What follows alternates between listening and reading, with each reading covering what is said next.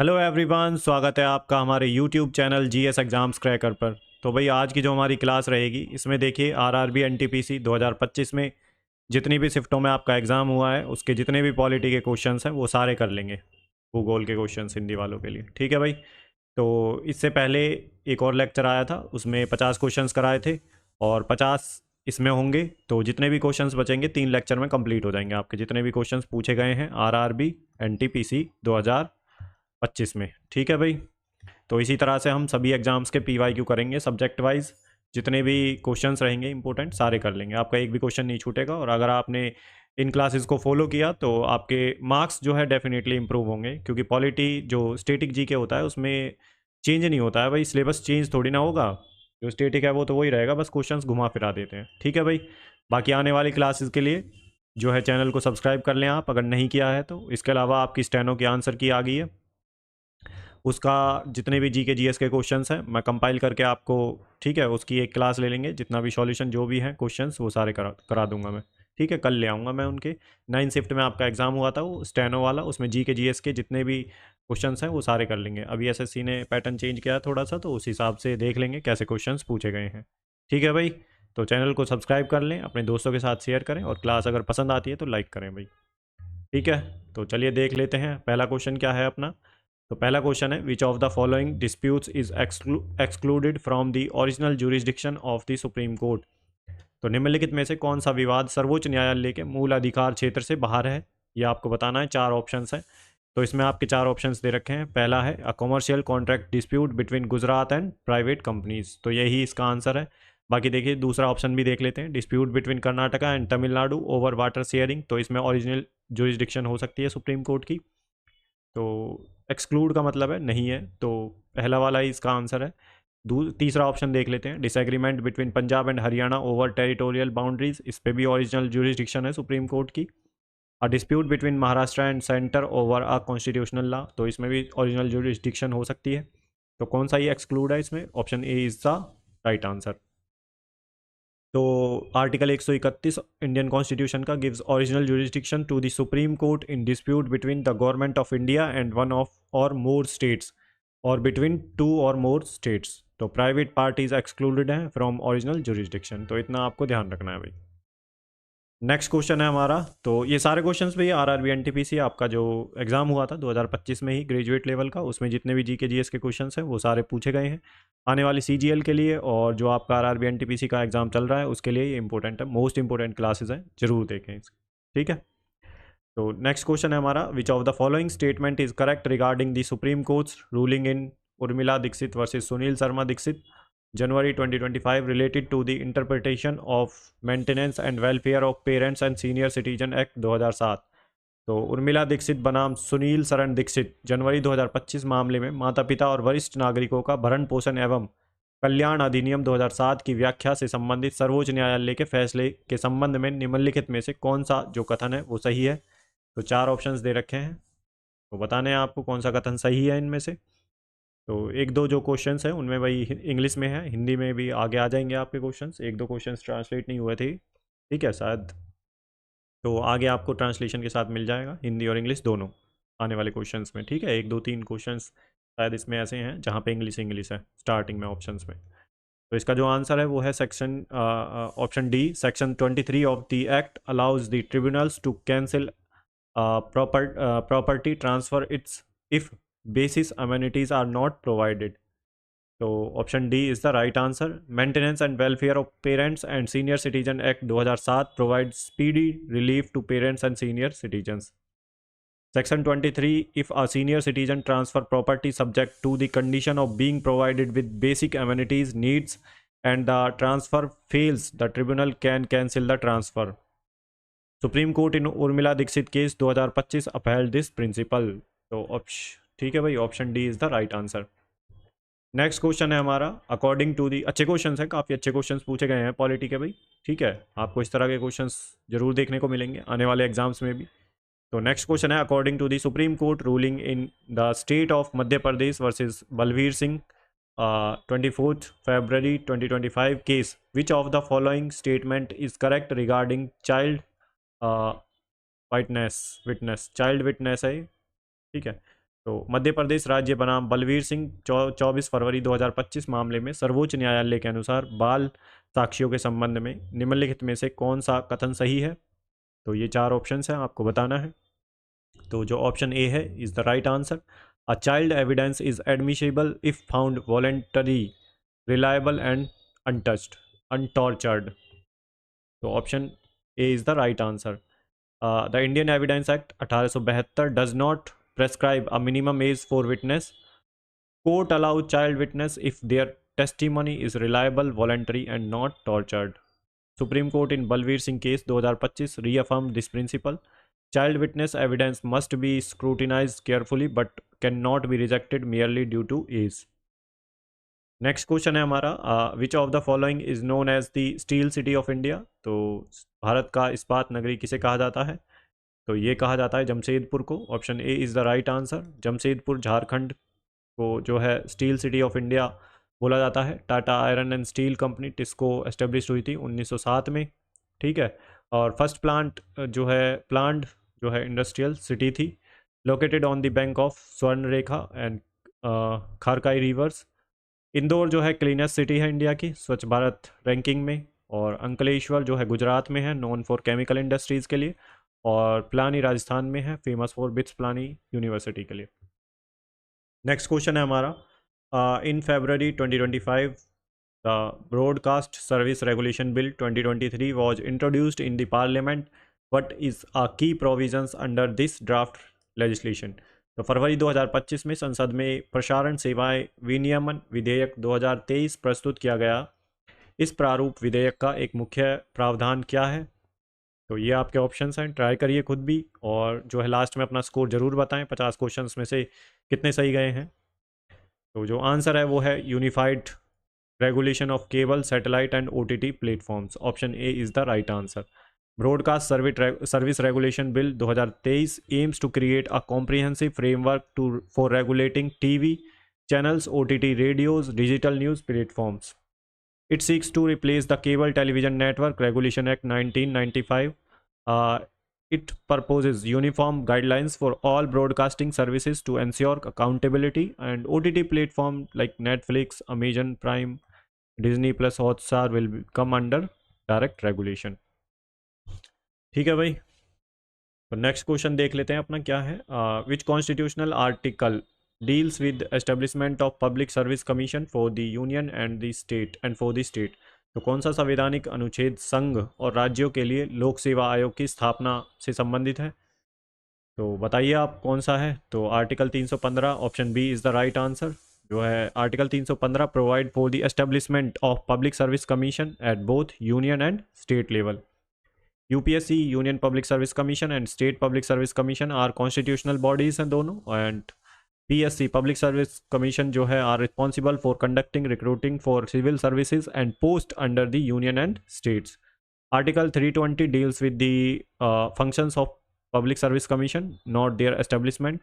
Article 312 deals with all India services, IAS IPS like services.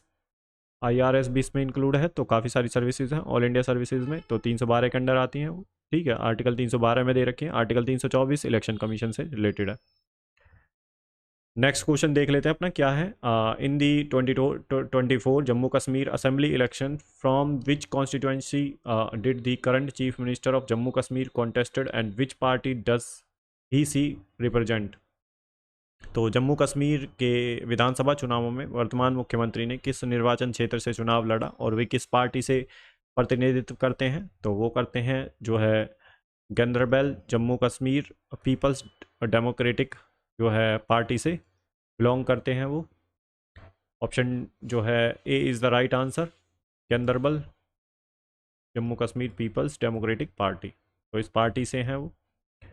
In the 2024 Jammu Kashmir Assembly elections, the CM contested from Ganderbal constituency. He represented the Jammu Kashmir People's Democratic Party. Ganderbal is a politically important region in central Kashmir. Next question है हमारा, which agreement is linked to the, एक minute रुकिए भाई, which agreement is linked to the Citizenship Amendment Act 1985। तो नागरिकता संशोधन अधिनियम 1985 किस समझौते से जुड़ा है? तो ये जुड़ा है आसाम अकॉर्ड से। Option B is the right answer. यहाँ पे क्या है, the citizens amendment act 1985 was enacted to implement the Assam accord. Assam Accord 1985 was signed between Government of India and leaders of Assam movement to address issues of illegal immigration. It fixed 24th March 1971 as the cutoff date for detention and deportation of foreigners in Assam.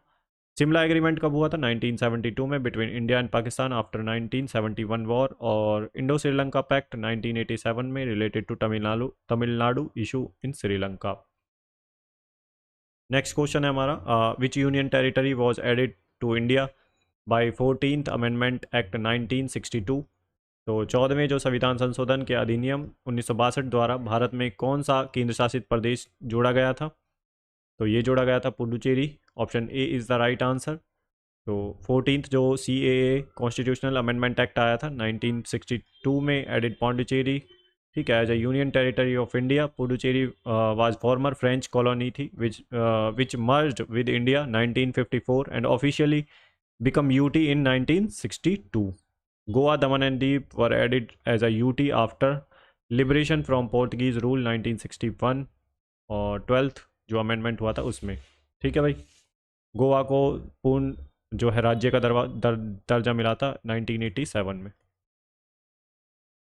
Next question है, which Indian constitutional amendment act states about the minimisation of inequalities in income status facilities and opportunities as directive principles of to state policy. तो कौन सा भारतीय संविधान संशोधन अधिनियम आय, स्थिति और सुविधाओं और अवसरों में असमानताओं को न्यूनतम करने के लिए बारे में राज्य नीति के निर्देशक सिद्धांत के रूप में बताता है?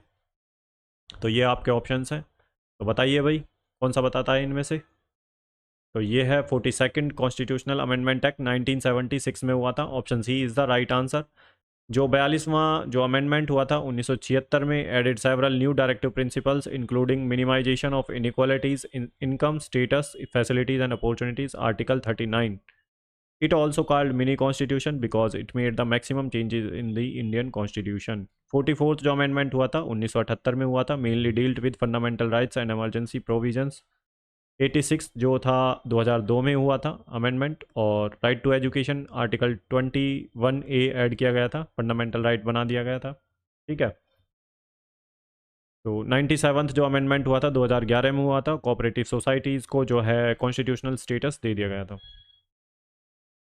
नेक्स्ट क्वेश्चन है हमारा, which constitutional amendment explicitly inserted the term cabinet into the Indian constitution in the context of article 352। तो संविधान संशोधन के कौन सा संविधान संशोधन के अनुच्छेद संविधान संशोधन ने अनुच्छेद 352 के संदर्भ में भारतीय संविधान में स्पष्ट रूप से मंत्रिमंडल शब्द डाला? तो ये डाला था 44th अमेंडमेंट हुआ था 1978 में। Option C is the right answer. 44वां constitutional amendment act 1978 explicitly added the word cabinet in article 352 related to the national emergency. This ensured that only the cabinet of ministers, not just the prime minister, could advise the president proclaim emergency. 42nd Amendment Act 1976 had expanded the emergency powers heavily. 43rd and 45th Amendment mostly dealt with the judicial and service matters. Next question है हमारा, which authority regulates civil aviation infrastructure in India. तो भारत में नागरिक उड्डयन अवसंरचना का अधिनियम कौन सा प्राधिकरण करती है? तो अथॉरिटी रेगुलेट्स करती है, कौन सी अथॉरिटी है जो सिविल एविएशन इंफ्रास्ट्रक्चर को रेगुलेट करती है? तो वो है airport authority of India. Option C is the right answer. Airport Authority of India regulates manage civil aviation infrastructure like airports, runways and air traffic services. DGCA Directorate General of Civil Aviation regulates technical safety standards, flight safety, license of pilots. So in a Ministry of Road Transport has no role in aviation and Indian Civil Aviation Forum is not a statutory body. तो इतना आपको ध्यान रखना है। Next question है, an award made by Lok Adalat has the same status as तो लोक अदालत द्वारा दिया गया पुरस्कार किसके समान दर्जा रखता है? जो अवार्ड सुनाती है, जो लोक अदालत अपना जो है फैसला सुनाती हैं, तो वो आपको बताना है। तो वो है सिविल कोड डिक्री के समान। Option D is the right answer. Award pass by Lok Adalat is deemed to be a civil code decree under the legal service authorities act 1987। It is binding on parties and it is not applicable in any court. Appealable, applicable नहीं है, appealable है। This ensures quick, low cost and amicable dispute resolution. Next question है हमारा, what is the primary function of notified area committee in India. तो notified area जो committee है उसके primary functions क्या हैं ये आपको बताना है। तो ये है आपका option D, manage developing towns due to get a municipality status. ठीक है। Notified area committee created for transitional areas that are developing into municipalities and they functions with limited powers until a full fledged municipality is established. Next question देख लेते हैं अपना, which article of the directive principles of state policy was added by 97th constitutional amendment act of constitution of India. तो 90 जो 7th है amendment हुआ था, तो कॉन्स्टिट्यूशनल अमेंडमेंट हुआ था, उसके द्वारा राज्य के नीति निर्देशक सिद्धांतों में से कौन सा अनुच्छेद जोड़ा गया था। तो ये जोड़ा गया था 43B। Option B is the right answer. 97th constitutional amendment act 2011 added article 43B which direct states to promote cooperative societies. It also amended the Fundamental Rights Article 19 to allow citizens to form cooperative societies। तो इसे fundamental right भी बना दिया गया, right to form cooperative societies. And article 43A relates to the workers participation in industries. सीधा question पूछा हुआ है, और ये 42वें जो अमेंडमेंट हुआ था 1976 में, उसमें ऐड किया गया था।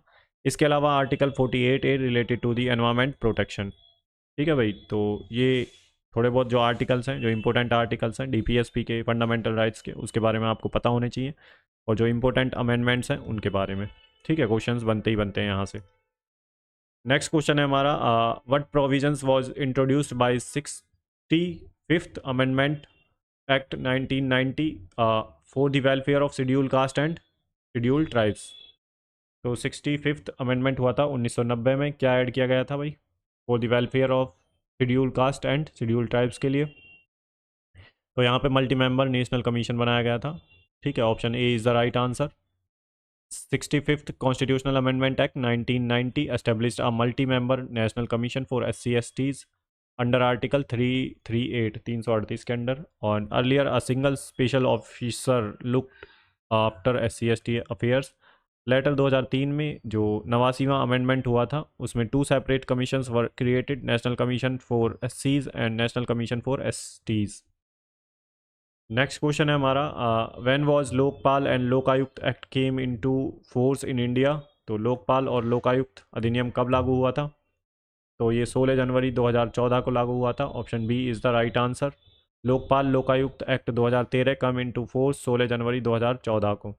It provides for establishment of Lokpal at the centre and Lokayukta in a state. The demand for Lokpal came from the anti corruption movement, Anna Hazare movement था, उसमें आया था। पहला Lokpal of India justice Pinaki Chandra Ghose, ये याद रखना है आपको, कई बार पूछा गया है। नेक्स्ट क्वेश्चन है हमारा, which of the following combinations represents the party and constituency of chief minister of Jharkhand after the 2024 assembly elections. तो 2024 में विधानसभा चुनावों के बाद झारखंड के मुख्यमंत्री की पार्टी और निर्वाचन क्षेत्र का सही संयोजन कौन सा है इनमें से। तो ये आपको बताना है। तो ये है ऑप्शन ए JJM और बारहेट है ये। ठीक है भाई। तो in the 2024 Jharkhand assembly elections the chief minister belong to Jharkhand Mukti Morcha and represented Barhait constituency. JMM Jharkhand Mukti Morcha is major regional party in Jharkhand founded by Shibu Soren. ठीक है। नेक्स्ट क्वेश्चन है हमारा, besides resolving disputes what power do the Nyaya panchayat have in India. तो यहाँ पे भारत में विवादों को सुलझाने के अलावा न्याय पंचायतों के पास कौन से अधिकार हैं। तो ये इम्पोजिंग फाइन्स एंड ऑफेंडर्स, तो फाइन लगा सकते हैं ये ऑफेंडर्स पे। ठीक है, option C is the right answer. तो Nyaya panchayat village level judicial body है that deals with minor civil and criminal cases. They have the power to impose fines but not imprisonment. They do not have the authority to levy tax and manage agriculture. Binding contracts are not under their jurisdiction. Next question है हमारा 20, which of the following bodies conducts elections to the panchayats in India. तो भारत में पंचायतों के चुनाव निम्नलिखित में से कौन सा निकाय कराता है। तो स्टेट इलेक्शन कमीशन कराता है, option A is the right answer. Panchayat elections are conducted by state election commission under article 243 K of the constitution. Election commission of India conducts election of Lok Sabha, Rajya Sabha, president, vice president, state legislature, इनके election कराता है election commission of India. State वाला जो है पंचायत के और municipalities के election कराता है। ग्राम सभा is the body of voters, not an election conducting authority. District collector assist in administration but not in authority of elections. Next question है हमारा, which article of the Indian constitution provides for the establishment of inter state council. तो भारतीय संविधान का कौन सा अनुच्छेद अंतर्राज्यीय परिषद की स्थापना का प्रावधान जो है करता है। तो आर्टिकल 6263 है, option B is the right answer. कई बार क्वेश्चन पूछा गया है ये इस आर्टिकल से रिलेटेड। तो article 263 provides for the establishment of inter state council to resolve disputes and coordinate policy between states and centre. It was set up, तो कब सेटअप किया गया था 1990 बाय वीपी सिंह गवर्नमेंट के द्वारा। Article 262 deals with the water disputes और article 265 is about taxation. No tax shall be levied और collected except by authority of law. तो ये आर्टिकल्स कई बार पूछे गए हैं एग्जाम्स में डायरेक्टली, तो आपको याद रखना है भाई ये चीज़ें। नेक्स्ट क्वेश्चन है, which article of the constitution gives the president the power to grant pardon. तो संविधान का कौन सा अनुच्छेद राष्ट्रपति को क्षमादान देने की शक्ति देता है। तो आर्टिकल 72 है जो राष्ट्रपति को जो है पार्डनिंग पावर्स प्रदान करता है। Article 72 empowers the president to grant pardon, reprieve, respite, remission, commutation of punishment. It applies specially in case of death sentence and offence under union law. Article 161 जो है gives the governor similar power for state laws. Article 356 related to the president's rule और article 360 related to financial emergency. Next question है हमारा, the national human rights commission NHRC was established under which act. तो राष्ट्रीय मानवाधिकार आयोग किस अधिनियम के अंतर्गत स्थापित किया गया था। तो ये आपको बताना है। तो ये किया गया था protection of human rights act 1993। तो option A is the right answer. NHRC national human rights commission established on 12 October 1993 under the protection of human rights act 1993। पहले चेयरपर्सन थे जस्टिस रंगनाथ मिश्रा और it investigates cases of human rights violation and makes recommendations. State human rights commission also exist. Next question है हमारा, which of the following is not a fundamental right under the Indian constitution. तो निम्नलिखित में से कौन सा जो है भारतीय संविधान के अंतर्गत मौलिक अधिकार नहीं है, फंडामेंटल राइट्स इनमें से कौन सा नहीं है। तो ये आपको बताना है। तो ये है right to property. Right to property fundamental right नहीं है, ये लीगल राइट है, कॉन्स्टिट्यूशनल राइट भी बोल सकते हैं। आर्टिकल 300 ए के अंडर आता है ये, ठीक है। तो originally right to property article 31 में था, जिसे कि अब जो हटा दिया है। It was removed from the fundamental rights by 44th constitutional amendment act 1978 and made a legal right under article 300 A के अंडर जो है आ गया है। Presently fundamental rights included right to equality, freedom, constitutional remedies. तो ये सारे जो है कॉन्स्टिट्यूशनल रेमेडीज़ 32 में आता है, राइट टू फ्रीडम 19, इक्वलिटी जो आता है आपकी 14 to 18 में आता है, ठीक है। नेक्स्ट क्वेश्चन है हमारा, क्वेश्चन नंबर 25 है, who among the following has the powers to dissolve the Lok Sabha. तो किसके पास जो है लोकसभा को भंग करने की शक्ति है। तो वो प्रेसिडेंट के पास है भाई, option C is the right answer. President has the power to dissolve the Lok Sabha under article 85। This power is exercised on the advice of the council of ministers headed by the prime minister. Speaker presided over the house but can not dissolve it. Chief justice has no such role. Next question है हमारा, question number 26 है, which of the following is the minimum age for election as a vice president of India. तो भारत के उपराष्ट्रपति के चुनाव के लिए निम्नलिखित आयु क्या है, न्यूनतम आयु क्या है। निम्नलिखित नहीं है, न्यूनतम आयु पूछा है, तो कितनी है भाई।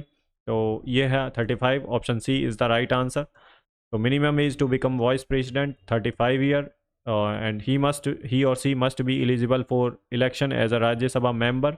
मिनिमम एज फॉर लोकसभा 25 है और मिनिमम एज फॉर राज्यसभा तो वो 30 ईयर्स है। नेक्स्ट क्वेश्चन है हमारा, who among the following was the chairman of the drafting committee of the constituent assembly. तो संविधान सभा की प्रारूपण समिति के अध्यक्ष निम्नलिखित में से कौन थे भाई? ये थे doctor Bhimrao Ambedkar ji. Option B is the right answer. Doctor Bhimrao Ambedkar वो chairperson of the drafting committee and of the constituent assembly, जो कि बनी थी 29 अगस्त 1947 को। He is called the father of Indian constitution. Jawaharlal Nehru was the chairman of the union power committee and union state committee के chairman भी थे ये, जो कमेटीज़ जो मेजर कमेटीज़ बनी थी उनमें। Doctor Rajendra Prasad was president of the constituent assembly, elected president थे जो डॉक्टर राजेंद्र प्रसाद थे, जो कॉन्स्टिट्यूएंट असेंबली बनी थी। ठीक है। डॉक्टर सच्चिदानंद सिन्हा जी जो है पहले वो थे जो जो है प्रेसिडेंट बने थे कॉन्स्टिट्यूएंट असेंबली के टेम्पररी। ठीक है। सरदार पटेल हेडेड दी प्रोविंशियल कॉन्स्टिट्यूशन कमेटी, तो इसके हेड बने थे जो कमेटीज़ बनी थी मेजर और माइनर कमेटीज़, उनके बारे में आपको ज़रूर पढ़ना है पॉलिटी से। नेक्स्ट क्वेश्चन है, which article of the Indian constitution deals with the abolition of untouchability. तो भारतीय संविधान का कौन सा अनुच्छेद अस्पृश्यता के उन्मूलन से संबंधित है? तो अनटचेबिलिटी से कौन सा आर्टिकल संबंधित है? तो आर्टिकल 17 जो है इससे संबंधित है। Option C is the right answer. Article 70 abolishes untouchability and makes its practice a punishable offence. Protection of civil rights act 1955 was enacted to enforce this article, and Article 15 prohibits discrimination on the grounds of religion, race, caste, sex, place of birth. Article 18 abolishes the titles except military and academics. तो articles के बारे में पता होने चाहिए, fundamental rights आपको याद होने चाहिए। नेक्स्ट क्वेश्चन है, who has the power to summon a joint sitting of both houses of parliament. तो संसद के दोनों सदनों की संयुक्त बैठक बुलाने का अधिकार किसके पास है? तो ये है प्रेसिडेंट के पास। Option B is the right answer. Article 108 article 108 president's summons a joint sitting of both houses of the parliament to resolve deadlock on ordinary bills. President over by speaker of Lok Sabha and presided over by speaker of Lok Sabha. जब लोकसभा और राज्यसभा दोनों का एक साथ session होता है तो इसे हेड कौन करता है? तो स्पीकर ऑफ लोकसभा करते हैं। ठीक है। Vice president is the chairman of the Rajya Sabha but doesn't summon joint sitting, and Prime Minister can only advise the President. Next question है हमारा, where is the audit report of an apex cooperative society is required to be presented? एक शीर्ष सहकारी संस्था की लेखा परीक्षा report कहाँ प्रस्तुत की जानी चाहिए? तो ये की जानी चाहिए स्टेट लेजिस्लेचर में। Option B is the right answer. Cooperative societies are primarily governed by state cooperative societies act. The audit report of apex cooperative societies must be laid before state legislature. 97th Constitutional Amendment Act 2011 added Part 9B of the Constitution regarding cooperative societies. ठीक है भाई। Next question है हमारा, how many religious communities are covered under 2019 जो है citizenship amendment act. तो 2019 के जो है नागरिकता संशोधन अधिनियम के तहत कितने धार्मिक समुदाय शामिल हैं? तो ये 6 धार्मिक समुदाय शामिल हैं। Option D is the right answer. Constitution amendment act citizenship amendment act 2019 covers Hindu, Sikhs, Buddhist, Jains, Parsis, Christians from Pakistan, Bangladesh and Afghanistan.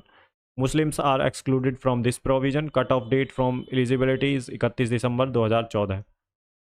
Next question है, which article of the constitution of India mentions the fundamental duties of defending the country and rendering national service when called upon to do so. तो भारतीय संविधान का कौन सा अनुच्छेद देश की रक्षा करने और राष्ट्रीय सेवा करने के मौलिक कर्तव्य का उल्लेख करता है? कौन सा आर्टिकल है भाई ये? कौन सा जो है फंडामेंटल ड्यूटी की बात कर रहा है? तो option A is the right answer, 51A sub clause D. Fundamental duties were added by 42nd constitutional amendment act 1976।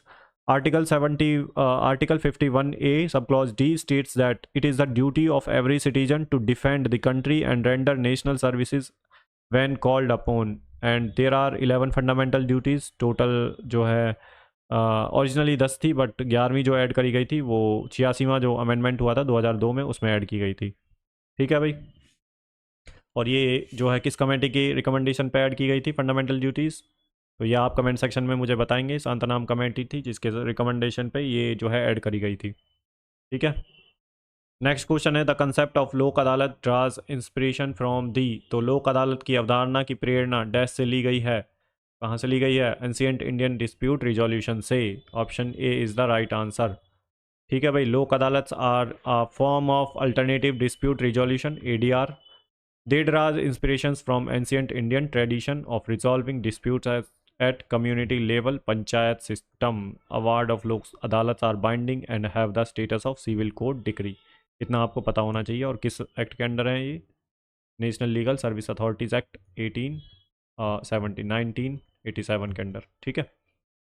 Next question है under which list of the Indian constitution are cooperative societies classified. तो भारतीय संविधान की किस सूची के अंतर्गत सहकारी समितियों को वर्गीकृत किया गया है?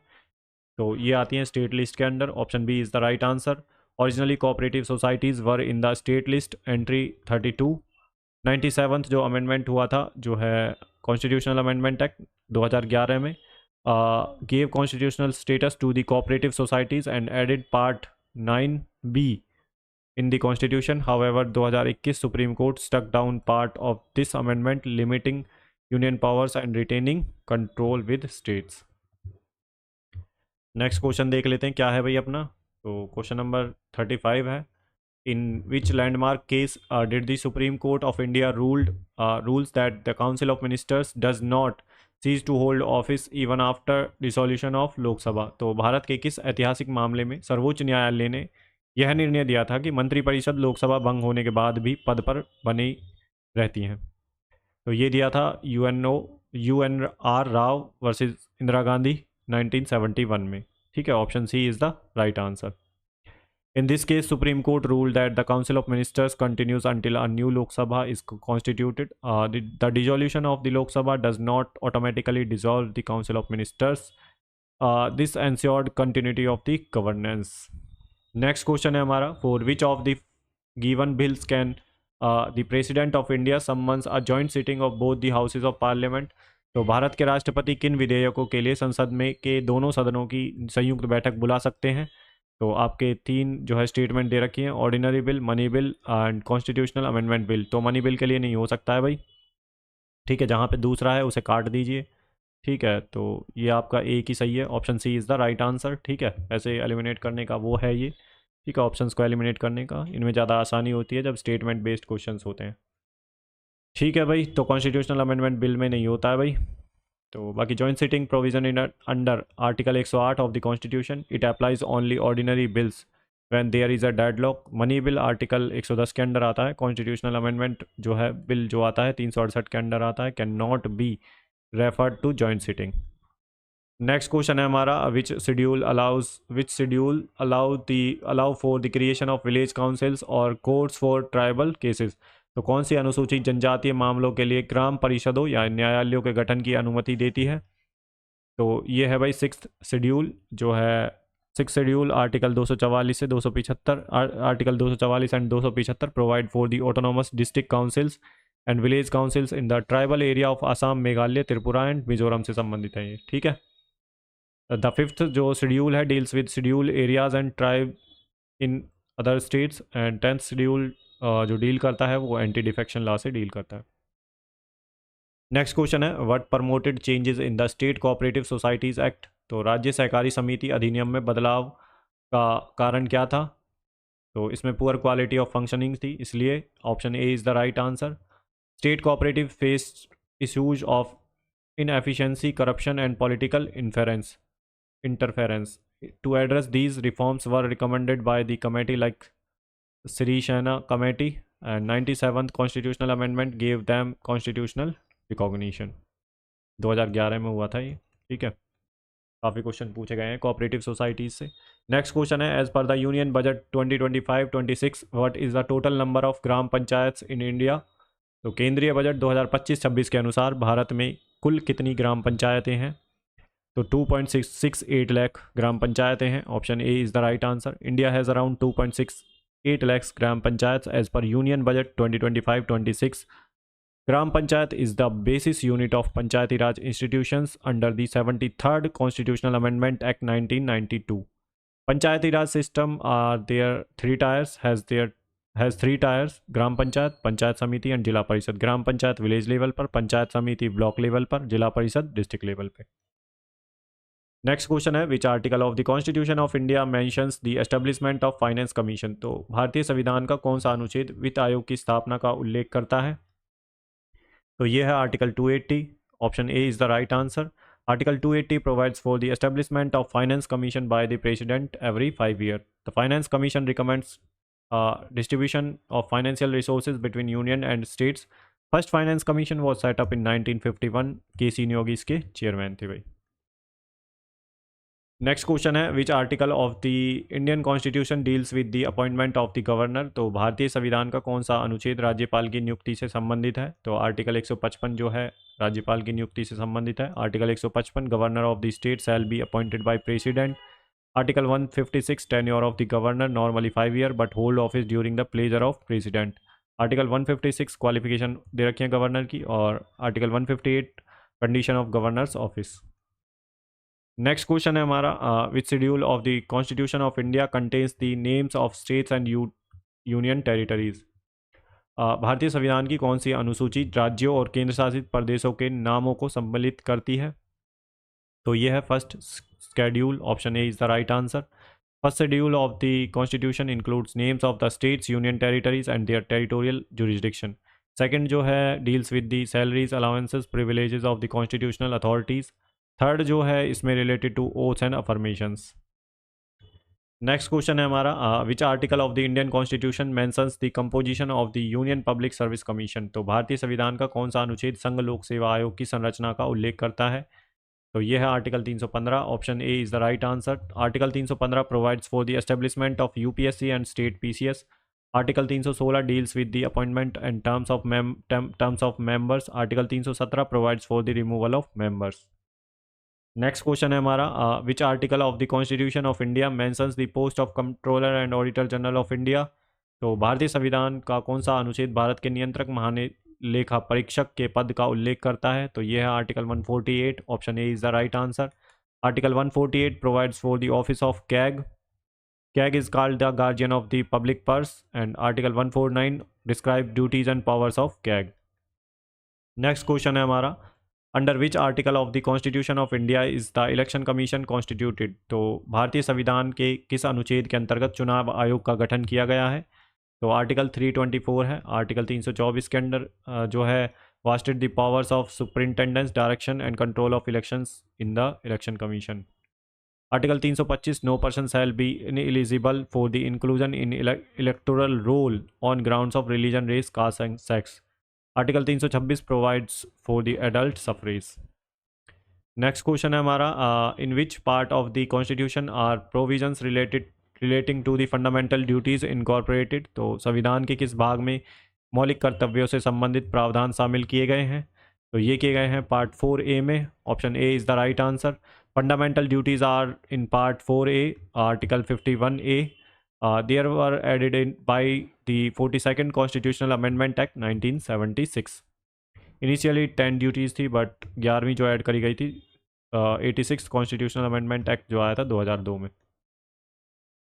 नेक्स्ट क्वेश्चन है हमारा, which article of the Indian constitution mentions the post of attorney general of India. तो भारतीय संविधान का कौन सा अनुच्छेद भारत के महाधिवक्ता के पद का उल्लेख करता है?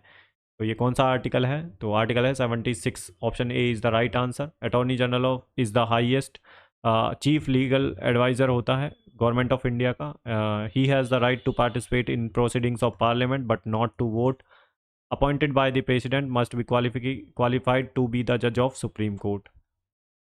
नेक्स्ट क्वेश्चन है, in which year was the goods and service tax introduced in India. तो भारत में वस्तु एवं सेवा कर किस वर्ष लागू किया गया था? तो ये किया गया था 2017 में। Option B is the right answer. GST was implemented on 1 July 2017 and it is governed by 101 constitutional amendment act 2016 and GST replaced multiple indirect taxes with a single unified tax. Next question है हमारा, which of the following statement is incorrect about the fundamental rights of the constitution, Indian constitution. निम्नलिखित में से कौन सा जो कथन है भारतीय संविधान के मौलिक अधिकारों के बारे में गलत है? तो इसमें से देखिए भाई, दीज आर एब्सोल्यूट, एब्सोल्यूट नहीं है। ठीक है, option B is the right answer. Fundamental rights are not absolute, they are subjected to reasonable restrictions to maintain public order, morality, health and security. Right to equality, right to freedom, right against exploitation, right to freedom of religion, culture and educational rights, right to constitutional remedies are the 6 categories of the fundamental rights. Originally 7 थे, but 7 fundamental rights थे, but right to property remove कर दिया गया था। 44th constitutional amendment हुआ था 1978 में, और इसे जो है राइट टू प्रॉपर्टी को लीगल राइट बना दिया गया आर्टिकल 300A के अंडर। ठीक है, नेक्स्ट क्वेश्चन है हमारा, how can a foreigner who has lived in India for 12 year acquired Indian citizenship. तो भारत में 12 वर्षों तक रहने वाला एक विदेशी भारतीय नागरिक नागरिकता कैसे प्राप्त कर सकता है। तो जो 12 वर्षों तक रहा है भारत में, विदेशी जो है एक जो विदेशी है नागरिक है, विदेशी नागरिक, वो भारतीय नागरिकता कैसे प्राप्त कर सकता है। तो बाई नेचुरलाइजेशन से प्राप्त कर सकता है। Option B is the right answer. Foreigner can acquired Indian citizenship by naturalisation if he she has lived in India for at least 12 years during the last 14 years including 12 months immediately before applying. The provisions are mentioned in the Citizenship Act 1955. Other ways of acquiring citizenship includes by birth, by descent, by registration and by the incorporation of territories. तो भाई एक दो question और हैं, वो और कर लेते हैं। एक्स्ट्रा क्वेश्चन दिए हैं आपके लिए, बोनस पॉइंट है ये। तो how does the writ jurisdiction of high court differ from that of supreme court. तो उच्च न्यायालय का रिट अधिकार क्षेत्र सर्वोच्च न्यायालय से किस प्रकार भिन्न है। तो इसमें देखिए, high court can issue writ for purpose beyond fundamental rights unlike the supreme court. ठीक है भाई, तो supreme court can issue Ritz only for enforcement of the fundamental rights under article 32। High court can issue Ritz not only for fundamental rights but also any other legal rights, article 226 के under. ठीक है, 5 तरह की writ होती हैं, habeas corpus, mandamus, prohibition, certiorari and quo warranto. पता होना चाहिए पांचों के बारे में आपको। नेक्स्ट क्वेश्चन है, which article of the constitution of India states about the directives for states to make provisions for public assistance in cases of unemployment. भारतीय संविधान का कौन सा अनुच्छेद राज्यों को बेरोजगारी की स्थिति में सर्वाधिक सार्वजनिक जो है सहायता के प्रावधान हेतु निर्देश देता है। तो कौन सा आर्टिकल है भाई, तो आर्टिकल 41 है भाई। Option D is the right answer. Article 41 directs the state to provide public assistance in case of unemployment, old age, sickness and disablement. This comes under directive principles of state policy which are non justiciable in nature.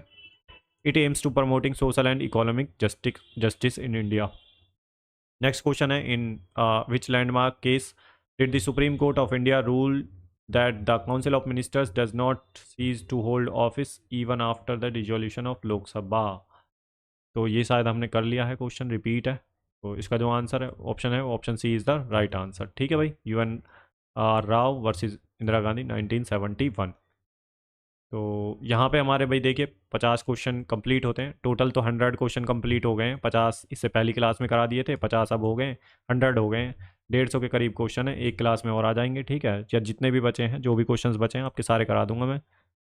मेरा मोटो यही है, जितने भी PYQ आए हैं आपके, ठीक है, 2025 में जितनी भी शिफ्टों में एग्जाम हुआ है, जितने भी पॉलिटी के क्वेश्चन हैं सारे कर लेंगे। इसके अलावा भाई एक और इन्फॉर्मेशन है आप लोगों के लिए, जो आपका स्टेनो का पेपर हुआ था, SSC स्टेनो का SSC जो है स्टेनो का 2025 में, उसके जो है आंसर की आ गई है। तो उसके जितने भी क्वेश्चन है GK GS के सारे करा दूंगा मैं। ठीक है, 9 शिफ्ट में आपका एग्जाम हुआ था, तो सभी का सॉल्यूशन करा दूंगा GK GS का। तो एक बार ज़रूर पढ़ के जाएं जिन बच्चों का CGL का एग्ज़ाम है। ठीक है भाई, बाकी आने वाली क्लासेस के लिए पॉलिटी का मैं करा ही रहा हूँ। इसके अलावा जो भी क्वेश्चंस, जो भी और सब्जेक्ट हैं, सबके करा दूंगा मैं PYQ। तो आने वाले जितने भी एग्ज़ाम्स हैं 2025 में, 2026 में, उन सब के लिए ये जो क्लासेस हैं इंपॉर्टेंट रहेंगी। और ज़रूर से सब्सक्राइब करें, शेयर करें अपने दोस्तों के साथ जो प्रिपरेशन कर रहे हैं भाई, और लाइक करें। क्लास कैसी लगी आप जो है अपने रिव्यूज़ कमेंट सेक्शन में ज़रूर दें। बाकी कोई सजेशन है तो वो भी दे सकते हैं कमेंट सेक्शन में। PDF के लिए आपको मेरे टेलीग्राम चैनल को ज्वाइन कर लेना है, GS एग्जाम्स क्रैकर के नाम से ही है। टेलीग्राम का जो लिंक है डिस्क्रिप्शन में दे दूँगा मैं। ठीक है भाई, PPT को PDF में कैसे चेंज करते हैं अगर आपको पता हो तो आप मुझे बता देना। PPT ही बनाता हूँ मैं, PDF में एक बार देख लूँगा कैसे बनाता हूँ। मैं तो ऑनलाइन ही बनाता हूँ, बट उसमें कई बार एरर आ जाता है, ये वाला पोर्शन जो है ऊपर चला जाता है। तो अगर किसी को पता है तो वो कमेंट सेक्शन में ज़रूर बताएं भाई। ठीक है, तो चलिए यहीं पे अपनी क्लास को समाप्त करते हैं, मिलते हैं नेक्स्ट क्लास में। तब तक के लिए अपना ध्यान रखिए। गुड बाय, जय हिंद।